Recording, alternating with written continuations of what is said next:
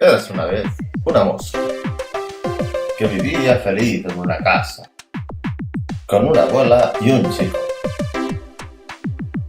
Un día la mosca dijo: No me parezco a nadie de esta casa. Pero si yo tengo alas y ellos no. Ellos son pálidos y grandes. Y yo soy pequeña y negra.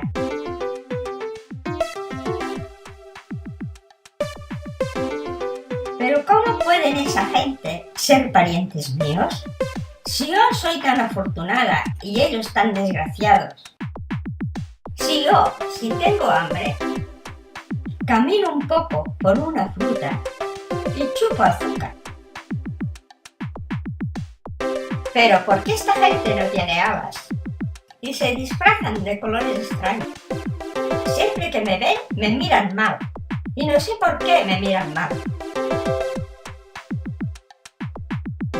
Quizás si se dieran cuenta de cuánto los quiero, podrían llegar a ser maravillosos como yo. Yo cada día soy más grande. Mis alas son más fuertes. Vuelo más deprisa.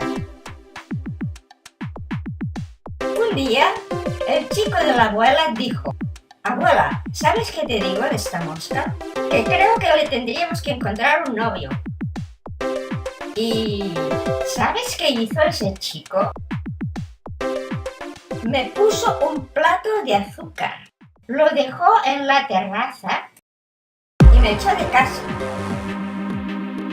Con esta estupenda dote me salieron muchos pretendientes, pero yo me escapé.